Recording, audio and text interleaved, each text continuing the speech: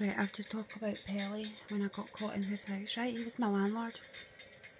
Basically, I was in a women's refuge and I wanted to start making tiaras again because I was told that you need money to get a good lawyer to get your children back. So the refuge that I was in, I was there because Thomas was threatening me and his dad was threatening me, and they heard about my story and they said it's sufficient enough to, it's domestic abuse. So, and Jehovah's Witness abuse. So I was in Bradford in this women's refuge, and they said you can't work from here because it's like £350 a week to stay there, so I would never be able to afford that, and plus they said you can't sell from this address. So I had to get a place to stay, so the only amount of money that I could afford was £60 a week. And so I thought, so anyway, I met Pelly in this restaurant and he was trying to talk to me, and I was saying to him, listen, I'm in a very bad mood right now because I had just bought a whole load of materials to make tiaras and I had been told I couldn't do it, so I was in a bad mood and I was sitting in this Pakistani restaurant and he came in and he was so kind of silly and gentlemanly, and I've never really met anybody who's drunk anyway, right? But I didn't really know he was drunk. I knew he was drunk, but he wasn't falling about drunk, and he was like, he had a clean shirt on and everything, and I'm not used to accents anyway, I only know a Scottish accent. So anyway, I thought he was a bit of a gentleman, right? So he started talking away to me and I just kept saying to him, look, I don't want to be rude or anything, but I'm really not in the mood. I've got a lot in my mind. Oh, don't be like that, you just talk to me, tell me what's wrong. I says, I'm looking for somewhere to stay, I'm renting out my house upstairs, you can come and see it. So he gave me his phone number. A few days later, I was plugged in at the church. I was cleaning the church in Bradford as well. So I was like, oh my goodness, I'm cleaning the church, I'm back in at another church.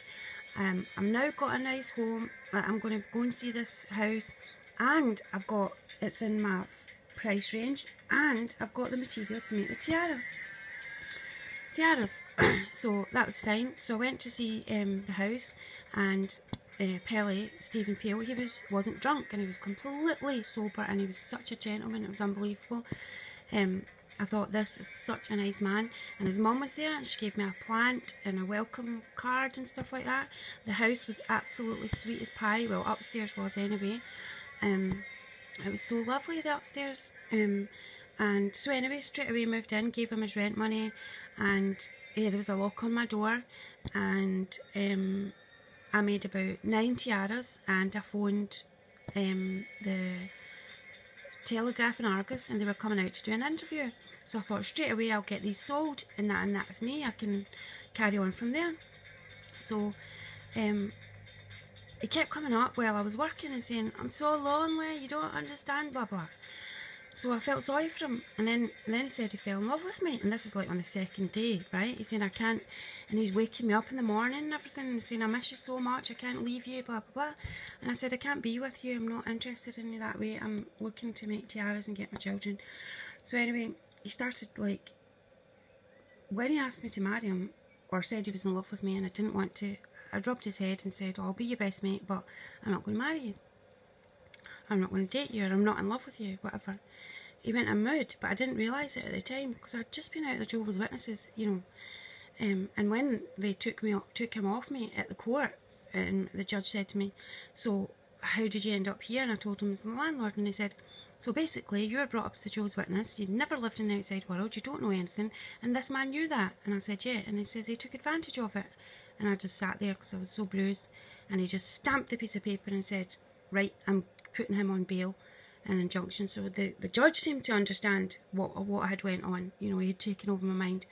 Anyway, he made me physically sick, and the film, you know, like Misery, the movie like Misery, that is what he did to me, honestly. He just kept me in bed, he made me have the flu at first, and then one time, right, he ran up the stairs, he smashed all my tiaras up, he ran up the stairs, and I had run a bath, and he grabbed me, my back was to the bath, the corner bath, and he grabbed me by the throat and held me onto the bath water, and held me and held me and held me, and I just looked at him through the bath water just as I was about to pass out.